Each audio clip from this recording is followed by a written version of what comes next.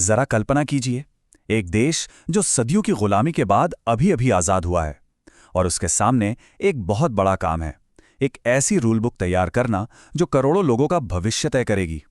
ये सिर्फ एक किताब लिखने की कहानी नहीं है, ये कहानी है भारत की आत्मा को गढ़ने की, हमारे अपने संविधान के बनने की। तो सवाल ये उठता है कि इतना बड़ा, इतना मुश्किल काम हुआ कैसे? एक नया नया देश अपना संविधान बनाता कैसे है? चलिए भारत की इसी जबरदस्त कहानी के हर पड़ाव को और करीब से देखते हैं।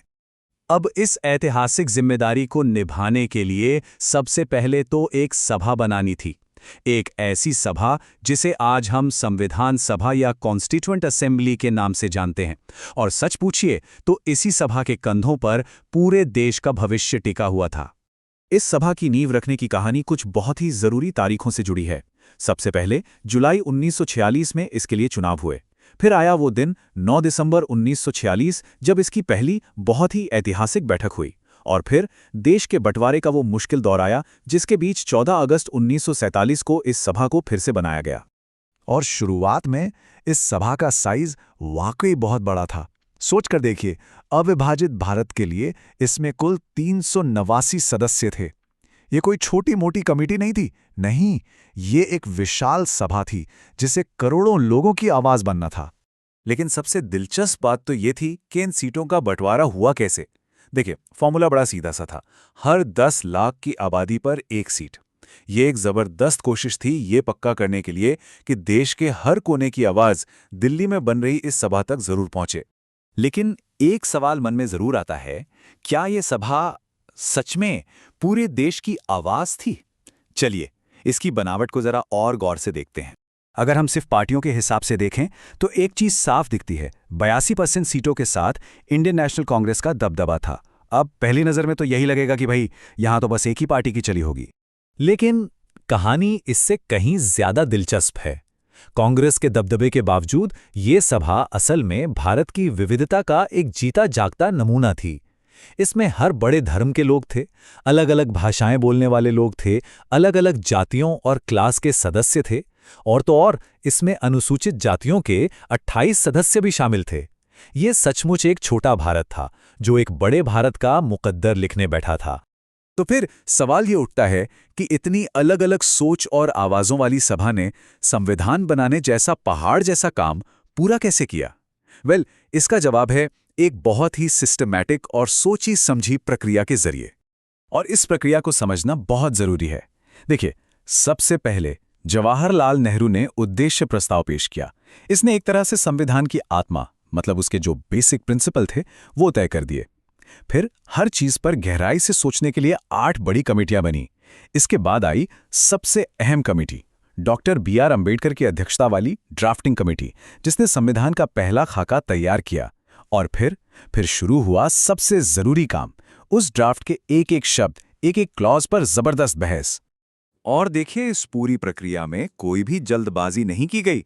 आपको पता है, संविधान सभा ने लगभग 3 सालों में कुल 114 दिन सिर्फ और सिर्फ बहस और चर्चा में बिताए। 114 दिन। और ये बहस कितनी डीप और सीरियस थी, इसका अंदाजा इस बात से लगाइए कि ड्राफ्ट को और बेहतर बनाने के लिए 2000 से भी ज्यादा संशोधनों, मतलब अमेंडमेंट्स पर विचार किया गया। सोचिए, 2000 से भी ज्यादा। हर एक शब्द, हर एक कॉमा पर सवाल जवाब हुए। और ये सब सिर्फ हवा में की गई बातें नहीं थीं।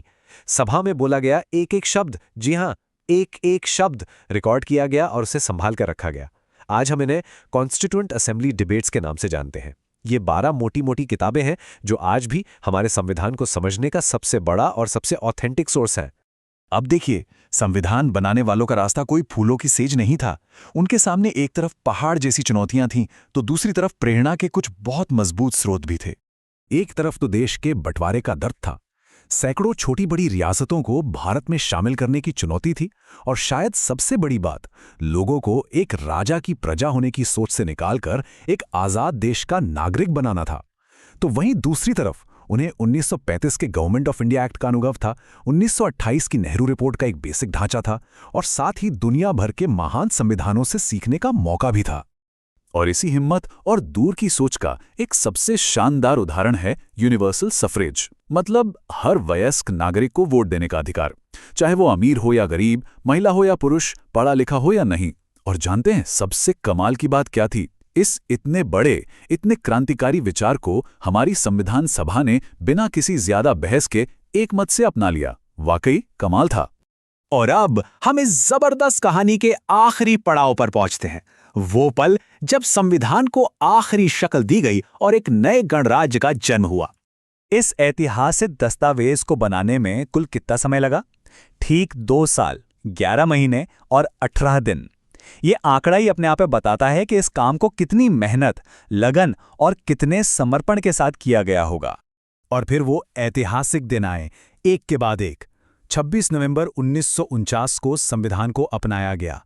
फिर 24 जनवरी 1950 को 284 सदस्यों ने इस पर अपने दस्तखत किए और आखिरकार 26 जनवरी 1950 को ये पूरे देश में लागू हो गया। और बस इसी दिन 26 जनवरी 1950 को भारत एक सॉवरेन डेमोक्रेटिक रिपब्लिक यानी एक संप्रभु लोकतांत्रिक गणराज्य बना। और यही वो महान दिन है जिसे हम सब हर साल गणतंत्र दिवस के रूप में पूरे गर्व से मनाते हैं। देखिए, संविधान बनाने वालों ने हमें सिर्फ एक किताब नहीं दी, उन्होंने हमें एक जीता जागता दस्तावेज दिया जो समय के साथ सांस लेता है, बदलता है और बेहतर होता है।